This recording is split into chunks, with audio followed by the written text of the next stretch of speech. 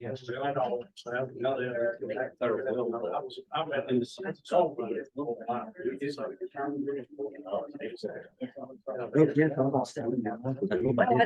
is, honey, their Walmart, or I think these might have paid for the dollar store. Yeah, no, I still don't want you to be blind a little bit, though. You got Yes, to write. I do have to, I do have to take notes. Be blind. You know how it is, don't you? For some reason, they Let them in. Are you okay to sit here and let them in for me? Or Jennifer? I was gonna say, do I need to Well, do she still something? take notes. I'll have you, if you don't mind. We'll have Brandon. Hey, Brandon, will you let these people in on the waiting room on here? Yeah, You can- Gabe. I'll have Brandon. Here. Yeah, I live in a bunch, but, there's another wave coming through. We can stop at Rhonda at the Dunkin'. Should excuse me, drink later.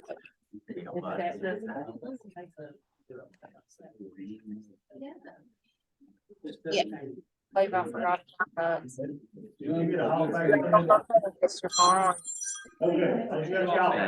I'll let you, so that you can slide. I'll just kind of minimize that. I'm on the Zoom meeting. They had to put JB in the hospital. Did you go check on Kelly's door? Yeah.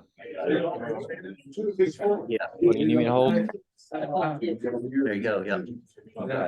It'll say that somebody's there. You just have to admit it. All right, you ready? Okay.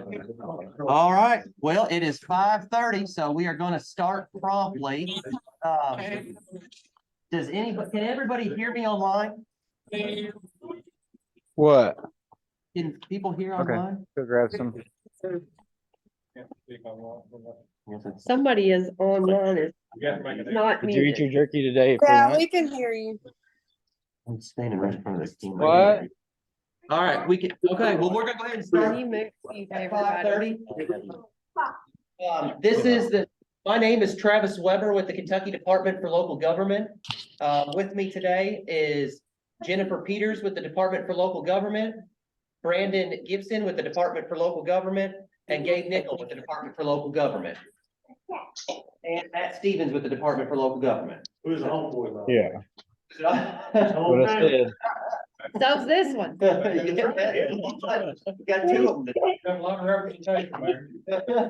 Travis, make an announcement for all them, the mute. Okay, and if everybody online, if you could, go ahead and mute, just so that we don't get kind of noises or people walking in during it, or feedback too. We kind of had some problems with that last night, so maybe just kind of get some feedback. As I mentioned, this is the second of our 2 public hearings for the CDBG Disaster Recovery Program. At the conclusion of this, we will post these slides that we are going to present tonight on our website, along with the action plan that this public hearing coincides with. All right, Brandon, if you go ahead and hit that. No. Uh-oh. There we go. All right, now go ahead and hit the next. There we go. All right. The United States Department of Housing and Urban Development, HUD, has allocated to the Commonwealth of Kentucky $297,994,000 to be used for long-term support, recovery, and mitigation efforts. In today's public hearing, we will provide residents that were impacted by the 22 storms an opportunity to review the action plan and proposed budget, which has been out. We will also understand the goals of the CDBG-DR program, and then we'll give you all the opportunity to provide comments on this action plan as well. And not only will the comments be able to be given tonight, you can also, we have a way, and we're going to go over the several different options to submit comments electronically in Word too. And what I will encourage you to do is that if you do have comments tonight, please also submit them, so that we make sure that we understand that the comment or question that you are asking, we are addressing it, and that we understand what you were saying. All right. Next one. All right. Public comment period. There's a 30-day public comment period for the action plan. We are in the midst of that right now. The last day for public comment to submit those is December 13th of 2023 by 4:30 p.m., which is close of business for us Eastern Standard Time. If you would like to submit comment, as you will, you can make them tonight. You can also go and submit them via email to dlg.dr@ky.gov. You can also submit a letter by mail, traditional snail mail, to the Office of Federal Grants DR team, and there is our address in Frankfurt. You also are able to go and call in to our office at 502-573-2382 and leave a comment in regards to the action plan. We have a form right there that is an Excel sheet that you can go online and put your comment in there. So to make, using the web page, you can go ahead and just fill in the boxes and submit your comment. The Commonwealth will review and respond to all written and oral public comments received. Any update or changes made to the action plan as a result of these comments will be identified in the action plan and pointed out. And all the comments will be a part of the action plan that is submitted to HUD that we have to get approved. I bet these are not, I haven't charged these. Oh, I bet we they're got not some, good. we've got some unmuted again online. If you can go ahead and mute anybody online. In 2022, the funding timeline, how we got to 297 million in 2022, torrential flooding resulted in major disaster declaration, which qualified the Commonwealth of Kentucky to receive long-term disaster recovery funding. In May of 23 this year, Congress appropriated $3 billion for CDBG-DR recovery funds, disasters that occurred in 2022. In May of 23, HUD allocated those dollars from those 22 disasters, and Kentucky received $297,994,000. To give you an idea, I believe this was also the largest non-coastal CDBG disaster recovery allocation in history. So that gives you an idea of the significance of this disaster in Kentucky. And so by coastal, you can imagine those are typically associated with the hurricanes. So DR funds will aid Kentucky citizens in recovery from these devastating storms and strengthen impacted communities to help prevent future damage to homes, businesses, schools, and public infrastructure. All right, as part of the action plan process, DLG is required to conduct an unmet needs assessment to understand the cost of damages that occurred from cost of damages after considering other funding sources. We have to develop a mitigation needs assessment to understand the impacted area's risk with future disasters. We will leverage the limited DR funds for different housing, infrastructure planning, economic revitalization, and mitigation programs.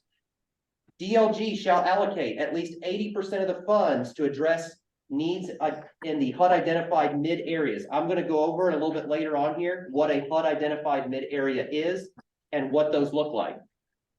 DLG shall allocate at least 70% of all program funds to serve LMI persons or households. So what that means is that 70% of that $297,994,000 has to go to serve LMI persons, which is the main national objective associated with the CDBG or CDBG-DR program. We will provide the public with an opportunity to review and comment on the action plan. That's a part of what this process is tonight. And we will submit the action plan to HUD at the end of December 2023, at which time HUD will have 60 days to approve and review the plan. Funds will not be available to the Commonwealth until HUD and DLG have executed an agreement post approval of the action plan, which HUD has to look at. Programs to begin launch in 2024. The programs will end when the eligible participants have completed closeout, all budgeted funds have been expended, or 6 years of execution of the grant agreement with HUD. So we have 6 years to carry out that program from the time of the execution of the grant agreement with HUD.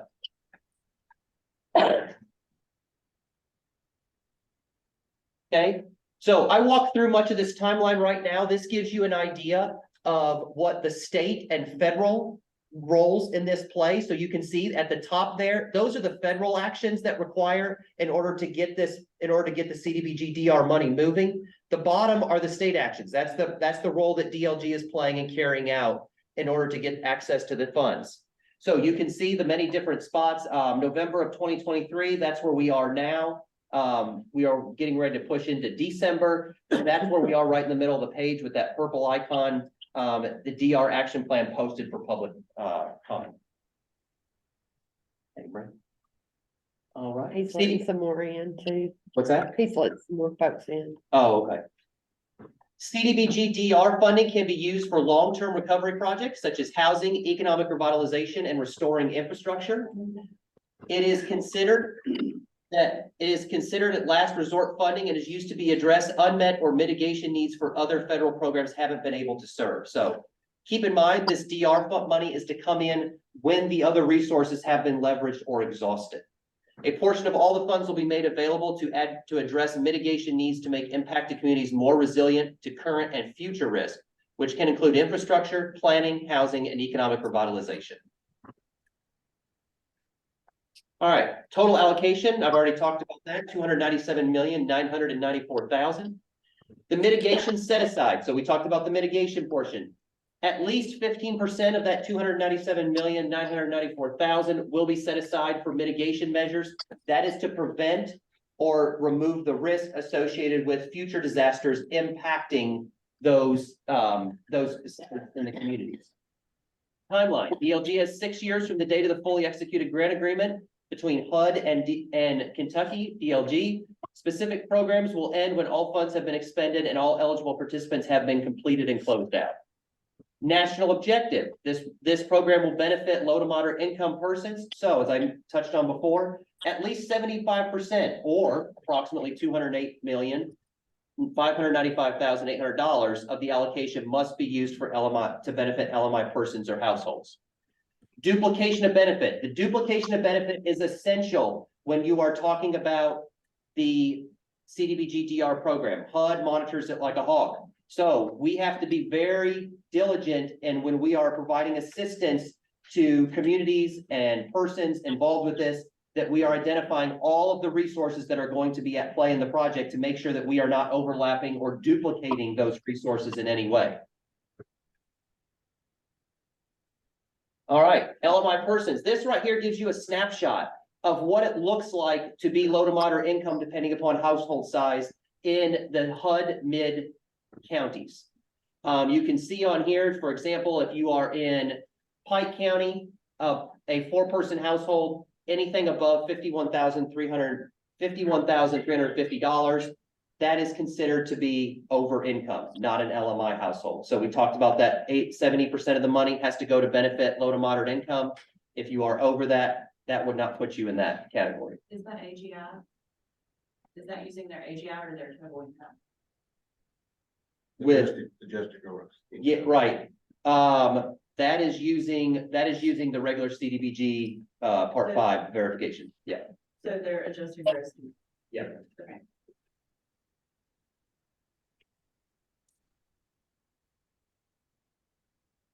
Kentucky is required to spend at least 80% of all CDBG-DR funds to benefit the HUD identified mid areas.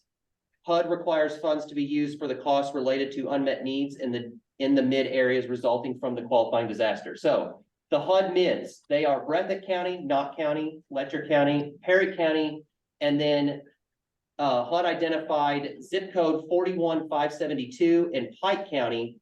However, DLG expanded the eligibility to all of Pike County.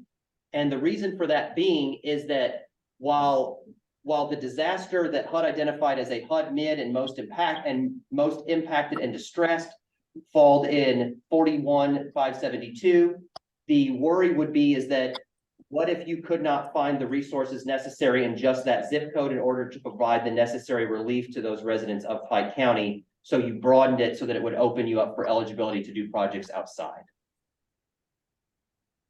Okay. Consolidated notice allows Kentucky to determine where to use up to the 20% remaining of the CDBG-DR funds. The funds must be used to address unmet needs within areas that received a presidential disaster declaration. In addition to HUD's identified mids, Kentucky has identified the following as state mids that are eligible for CDBG-DR, 20% of the remaining 197,994,000. They are Casey, Clay, Cumberland, Floyd, Harlan, Johnson, Lee, Leslie, Lincoln, McGoffin, Martin, Owsley, Powell, Whitley, and Wolfe counties. Those are the 20%. All right, draft action plan overview. Okay, so these are the program categories that we have in our action plan.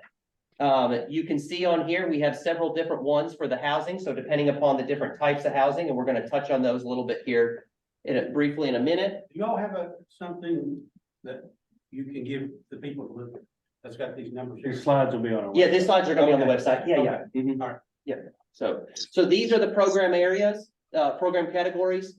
We have the 4 areas for housing, economic revitalization, infrastructure, FEMA non-federal cost share buyout, public services, planning, and admin.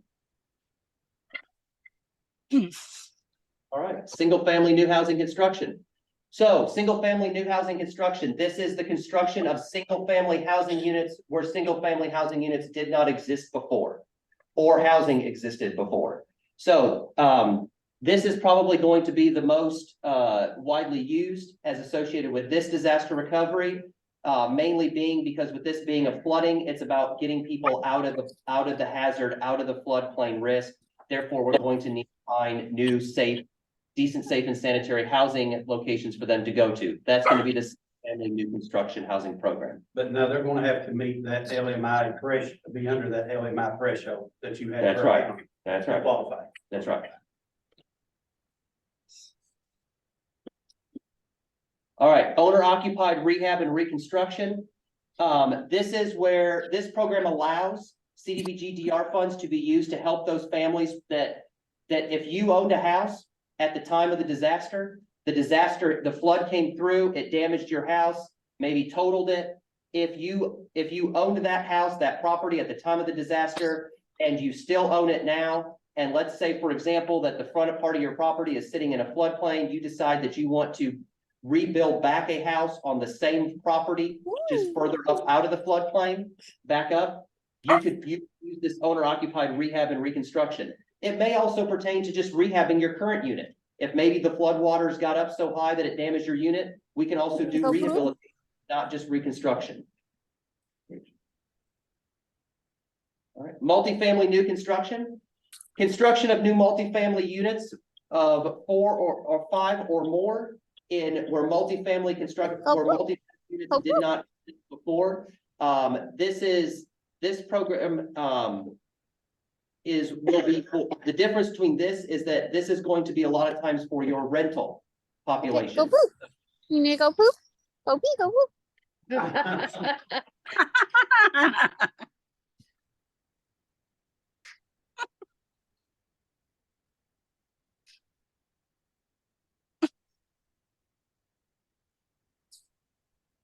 Okay, now we're good.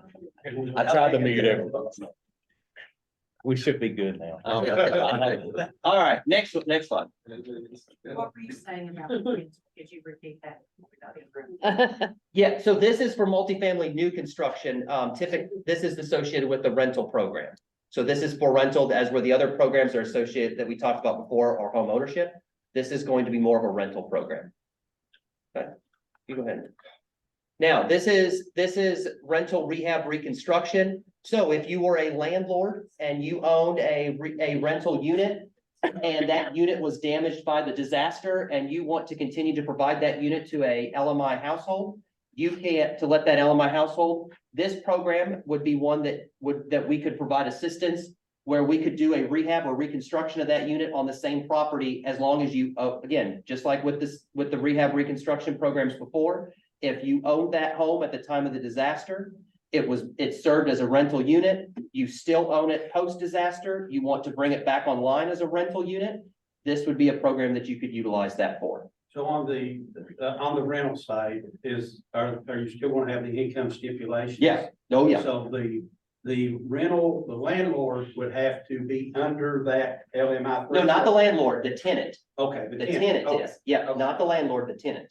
It's about the person occupying the unit. What if there's no one occupying the unit at this time? Well, then we wouldn't be able, well, right, no, it's always post assistance. So when you put the assistance into the unit, it's whoever goes into the unit after the assistance is the income that you're verifying. Okay, so that, okay. Yes. Good. All right.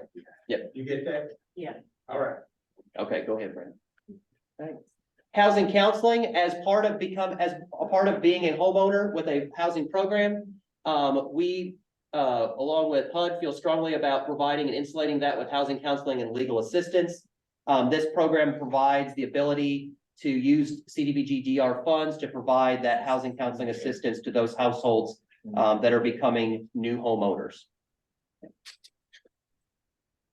Yeah, who's going to be actually providing it? That's going to be up for, that service will be out for an entity to bid on, to solicit proposals for an entity to provide that service. So, yeah. It just would be a HUD approved program. Yeah. Okay. All right, federal cost share buyout program. This is a program that will provide the local non-federal cost share to the buyouts that are taking place with FEMA. So the FEMA buyout that's going on right now, as you know, that is a 75%, 25 match. That 25 is then divided between local and state. This can cover the local cost share of that program. Okay, go ahead, Brandon. All right, Gary. Here's I'm Gabe Nickel. I oversee the economic development of the DR program. Out of the $297+ million, they gave me $3 million to play with. So, but what it's designed to do is help small businesses get back up and running if they were hurt by the disaster. Each activity must clearly have a tie back to the disaster. Again, Travis has went over the timeline. We hope to start in the spring of 2024. This program will end when all funds are expended or 6 years after. Maximum award is $200,000. Again, $3 million is not a lot, so we're trying to spread it out to as many as possible. But $200,000 is the maximum award, or up to $20,000 per full-time equivalent job, not exceeding $200,000. DLG will prioritize economic revitalization funding in low and moderate income and social vulnerable communities, and HUD has identified those. DLG will provide funding for working capital and purchase of equipment and or jobs retained or created. So if it is equipment, you have to tie it back to the disaster. It can't be new equipment that you didn't have before. It had to be something that you previously had and it was destroyed and damaged. Eligible applicants are cities, counties, and tribal governments. Will apply to DLG and provide grant funding for businesses and entities for LMI individuals. And we will answer questions after the slides are done. Hello, I'm Jennifer Peters. I'm with the infrastructure portion of DLG with the CDBG program, and I'll be overseeing the infrastructure, stormwater, and all those little projects that will fall into this category. Now, as you can see, it looks like I've got like 134 million there. I do want you to know that the mitigation funds are sitting in there as well right now. So we see where they need to go. So I really don't have that much for infrastructure per se. But you can see I've got 107 million that's got to go to the HUD mids and 26 million that needs to go to the other 20 for the other percentages to the other communities. In the infrastructure and stormwater projects, you can see now that it, like in 2021, we just did water, sewer, and stormwater projects. Now we've expanded it to include debris removal, because I know some of you have said that you still have major debris that needs to be removed out of your creeks and stuff. We've got broadband. We do have watershed restoration, roads, and bridges. So we have extended the infrastructure portion out quite a bit. You will, like everybody else has said, you do have to have the tie back to the disaster, but a lot of the infrastructure portion can have a lot of mitigation that goes with it, which would pull out of your mitigation set aside. Because you need to build back a lot of your water treatment plants and sewer plants and stuff like that also suffered severe damage. So you could also, maybe you need to move them back a little further. I know those two items have to be located near a water source, but if we could move them a little bit more out of a floodplain or something like that, we could look at that. So the timeline for us again is still spring of 2024. We are pretty much ready to go with applications for infrastructure and stormwater management. We'll have to do a little bit of work and stuff for the other applications. So While we're waiting on comments and stuff to be settled and the action plan to be approved, we will move forward with developing the policies and procedures that will go with those and develop the applications. The timeline again, spring of 2024. We still have the 6-year time frame. The maximum award for this area, since infrastructure projects can be so big, is $10 million per project on this. And when I say per project, that can include all of those. I mean, if you're doing neighborhood revitalization, you might have to include all of those into that one area. So that $10 million would have to be for all of it. Or you might just have a water project and you $10 million. As I said, we've covered the mitigation. Again, we do anticipate a lot of these being utilized for the development of infrastructure on some of the higher ground sites. And the state is going to carry these activities out directly, and funding is still available. The application window will be open to all eligible applicants. For eligible applicants in this part is your cities and counties, your units of local government, unless the state itself is carrying it. So that would be open to you for here on the last tier for applications to be eligible, you need to be able to show it's an eligible activity under CDBG disaster recovery. It must meet a disaster recovery national objective, which here would be your LMI, unless we could have to use urgent need, but most of the time under infrastructure, it's low to moderate income area benefit. You mitigate the risk for critical public infrastructure and is located in a disaster impacted area. Planning. Here, this is where you're going to get your resilience planning, and that would be like if you do not have a mitigation plan already for like stormwater, any mitigation plan. If you do not have one, this is where it would fit in. We have 1.5 million set aside for that. This is basically going to run the same as everything else. It's the spring of 2024, run for 6 years. The difference here is you can go anywhere between 25,000 to 100,000 for that planning. It's going to kind of depend on the scope and the type of plan that you're working on. And when those come in, let's see. You'll need to work with the certified administrator to assist with the project development application and project delivery. If you do not have the capacity to do the planning on your own, so your city does not have its own planning person, you are eligible to hire someone like, you would put out an RFQ or an RFP to get that assistance to hire you an engineering firm or whatever you need to help you draft that plan. Again, units of local government are your eligible entities. A nonprofit that is not an eligible entity to apply, but they can work with you to assist you.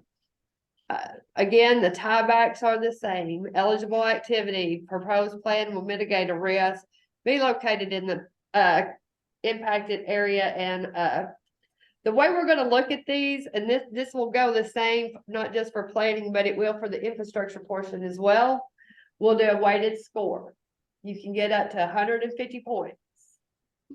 And it'll be on your LMI, your social vulnerability index, whether you're located in a HUD mid or a state mid, your cost reasonableness, there's a whole checklist, which is already online on our disaster webpage. That's what we're using, the same structure for the infrastructure portion that's up and running right now, the water, sewer, stormwater.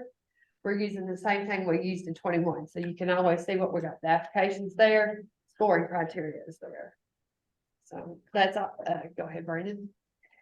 So that's all I have on the infrastructure portion. So what I do want to come to now is, now that we're opening the comment period for you here, and we will get to you that are online as well.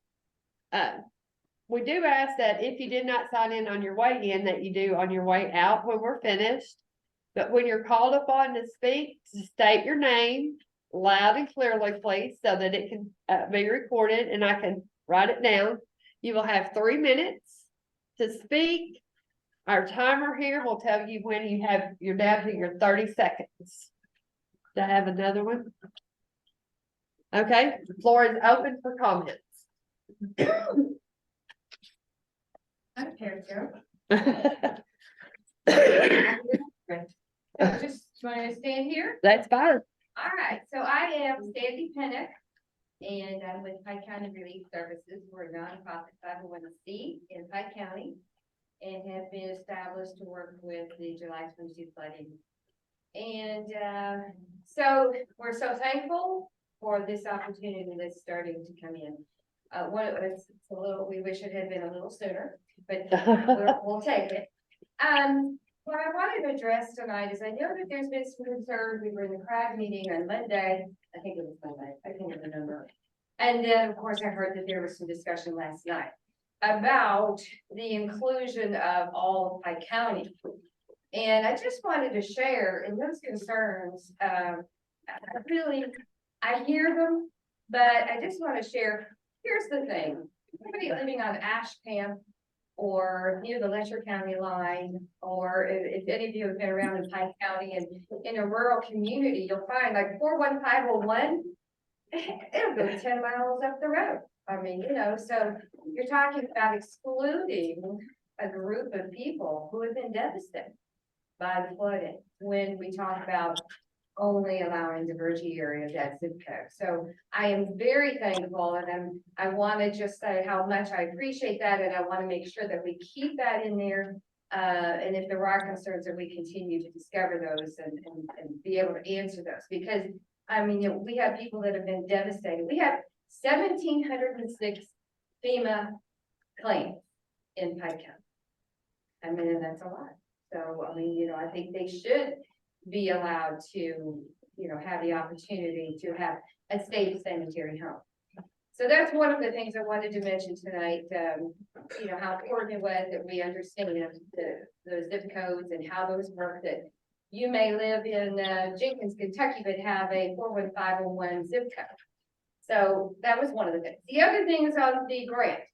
I heard that there was some discussion that Pike County may have the best grant writers in the state and that we may take all the money. So I just want to share, I don't think that's going to be the case. We do have, you know, grant writers, but at the same time, I just met with Donna McCord the other day, who was telling me that CRAD had 30 seconds. 30 seconds. had submitted a whole bunch of grants in, and Big Sandy, we didn't have any, which includes, I think, Pike County. And so I think that's the, you know, disproportionate fear. And I would say that if people are going to share that they back that up with whatever, you know, whatever information they can, that would, you know, in terms of using that as an opportunity to cut us out. I have a widow sitting on the side of the hill, getting ready to fall off over the mountain because the dirt has gone over. I'm sorry. Thank you. Thank you for allowing me. Anyone else? Max? You can always get online and comment as well. Yeah. Thank you. Max Hamlin, 5Co. I've got a question and a comment. I'll start with my comment first. I think we ought to broadly define what mitigation actually is. I think we ought to consider climate resilience in mitigation. And what I mean by that is when we have an emergency response center, even if that has not been directly damaged by a flood or a disaster, the ability to have good centers that provide first responder support in the event of a disaster is important to mitigation of future disasters. So I think that should possibly be considered in funding. My next question is, I realize this particular fund has a 6-year window, or I guess until the funds are actually expended and the grant can be closed out. So it can be a shorter time period if this money is available.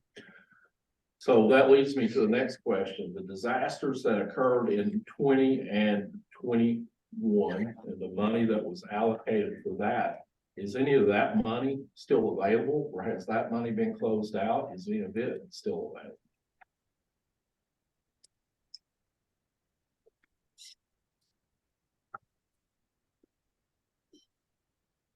Anyone else? Yes, go ahead. Anyone online either? Hi, I'm Sarah Hambrick. I am a Disaster Recovery and Resilience Fellow in Eastern Kentucky for SVP. And I wanted to just share my concerns about the funding mechanism to local government who are stretched thin already on top of their everyday stuff to navigating buyouts and navigating all the other recovery things going on in their communities and running long-term recovery groups and everything else that they're doing. Taking that group of people and asking them to identify beneficiaries, make application packets, administer those funds, monitor those funds, which some have a very lengthy affordability period or can have up to a affordability period. Additionally, there's no real room for pre-award cost reimbursement, so they're gonna have to find funding for those costs somewhere else as well. So that is a concern, I'm sure, for local governments, maybe not all, but some of them. I do think that a very fine definition of what higher ground sites means in the action plan would be very helpful. I don't know if you're referring only to the higher ground sites the governor has suggested, but I would ask you to consider maybe adding acquisition into that definition so that applicants who have acquired property for themselves or are willing to buy one of those properties at a higher ground site might be able to use the funding at that site as well. I think that the higher ground sites are an admirable endeavor, and I think most people will need some help to recover if their land was damaged or if they're in the floodway, and it makes sense to get people in the floodplain. Just want to make sure that it is an equitable solution for people. My personal concern is that different counties administering the same kind of funding could lead to some inequitable case management or eligibility criteria for those folks too. So, Okay, we have a Sharon Hall online that has raised her hand, and if you want to, you can unmute yourself and you'll have 3 minutes as well. Okay, I have. Thank you all. I just have a comment, maybe a question. The comment is, we are looking to do a project in Pike County in the 41572 area. They were affected very seriously by this July 2022 flooding. There's other parts of Pike County that was hit with the January 2022 flooding also. The project that we were considering would be rental units because the people there couldn't afford to do a loan. I'll just be honest with you. Their income would be too low to qualify for a low income loan. Does that make sense? They would be better served with a low income rental housing. And if we were to, which I don't know if we clarified yet, can that money be used for acquisition of property? Or do Sharon, we? Sarah, we're not ignoring you. We just aren't going to answer any of the questions tonight. I apologize. That's okay. I'll go back to the comment. Just to make it equitable across for everybody. got So you. sorry for that. But I'll But be you can- honest with you. This would be a smaller project, 10 to 20 unit. These people can't afford to move, say, to Perry County, Letcher County. They can't move out to go find those homes or even purchase those homes. You know, they're on, a lot of them are close down to the homeless level. So low income rental would be best suited for them. So I'm just hoping and wanted to make the comment that there will be funds available. And I did have a question. I put it on the chat, but you said you weren't answering questions. I'm trying to figure out. I'm sorry. Go ahead, Travis. I was just going to say, send it in. Okay, I did. I'm going to send a written comment in about doing a project, low income rental, a housing unit, because there's none in that area or surrounding areas of that part of Southern Pike County. But these people are not and couldn't afford to relocate to another county that does a huge project. Just, wanted to make that comment. Thank you all. Right, we also have Carolyn Short online with her hand raised. Yes, I'm with the Letcher County Long-Term Recovery Group.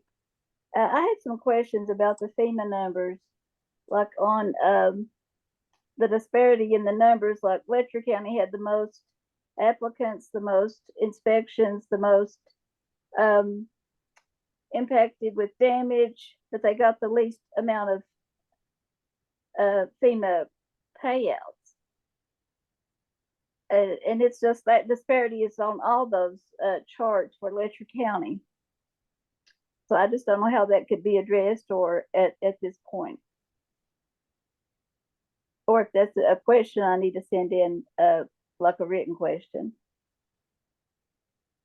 You can always send those in and submit them, through a written, request there at the website as well, so. Yeah, by the way, even everyone here in the room or online, if you speak tonight at all and you make a comment, we do ask that you go ahead and submit them in writing by one of the avenues that we have listed here for you, just so as Travis said, that we can make sure that we are clear on your understanding of your question. And when we address it, because it will be addressed, it's a HUD, it'll be an action plan. We want to be able to address it properly. So we want the correct question so we can address it properly. So if you would, just use those avenues to please submit in writing, please. And I paused your time, so if you want to, if you have anything else, you can go ahead. No, I just, I'm sure these numbers were sent in from FEMA, but there's such a disparity in the actual payouts for Letcher County as according to the number of applicants and the assessed damage. It's like $2 million less than the nearest one that had half the cases we had. So I just don't know how those kind of numbers can be addressed or when we start applying for grant money. That's it. Anyone else online or in here? I have one. Yes, Joe. Joe Jacobs with the Big Sandy Area Development District. Does the duplication of benefits requirements mean that we cannot stack this funding with other existing federally funded projects to accomplish larger housing and other projects?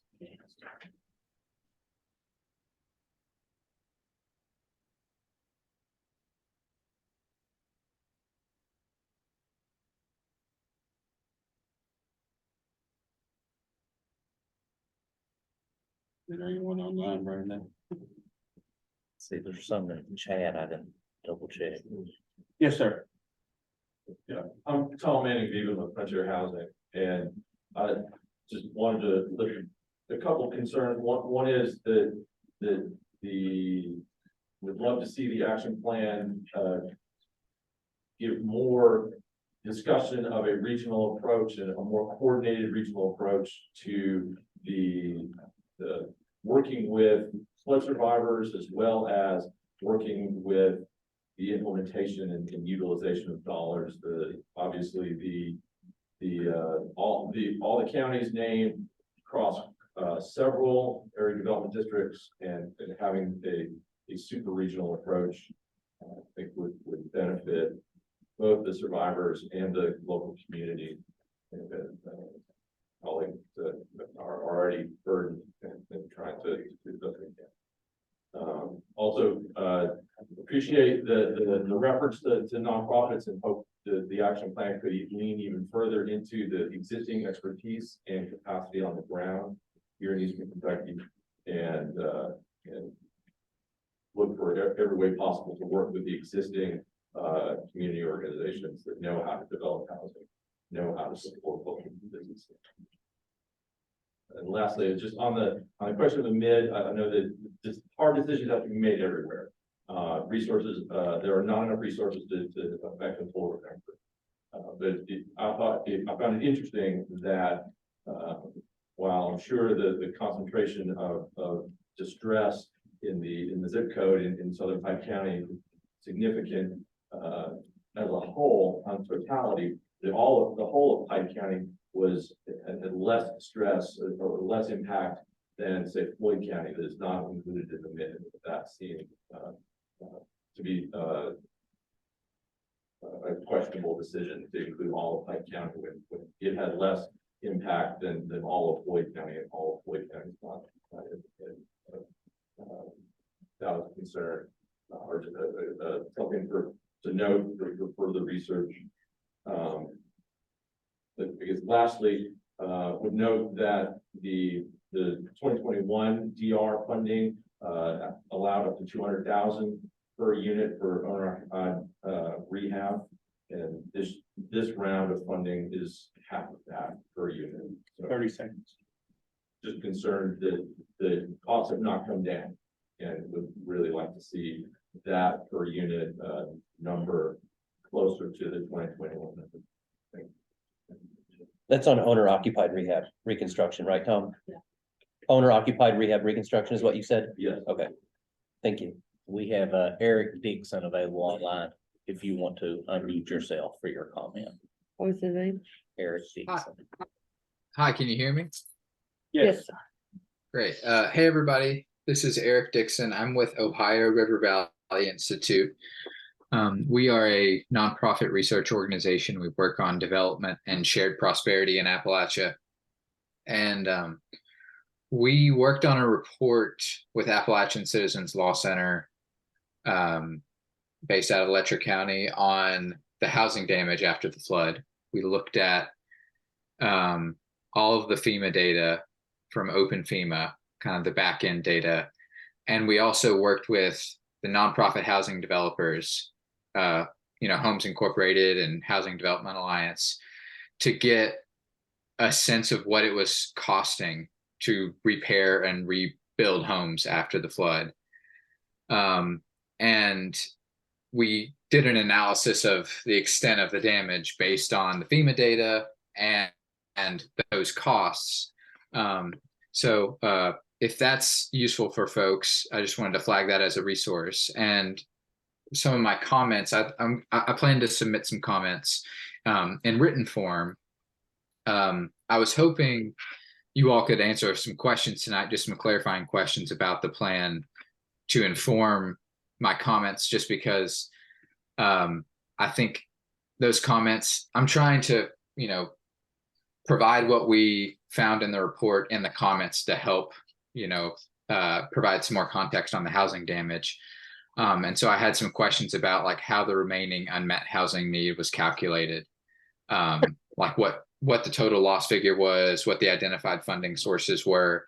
I understand, the $201 million kind of remaining unmet need figure, but I couldn't find, and maybe I missed it, but I couldn't find like a calculation for, how that conclusion was come to. So I guess I have some questions about that, and would love to talk with you all beforehand if I could, but if not, I'll submit those in written form. And then the other thing I just wanted to mention is that we've seen with a lot of these other disasters across the country that even with really great housing and buyout programs, they often take a long time. And as we all know, time is of the essence here. 30 seconds. So to the extent that developers who are doing home repairs could be reimbursed for that work, I think that could really speed things up, because then they could start as soon as possible and then seek reimbursement from this funding, and with all of the eligibility criteria still applying to them, I think that could help speed things up. But yeah, thank you all for taking the opportunity to provide some comments, and yeah, thanks. Thank you.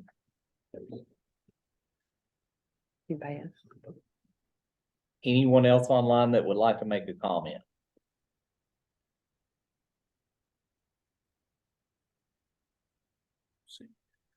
Anybody else in the room would like to make a comment?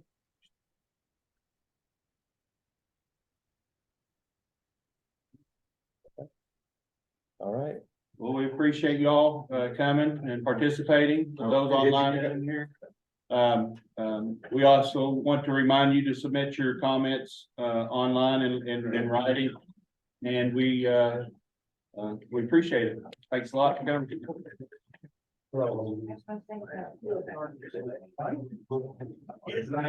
They said you couldn't see the slides online. Does that stay that way?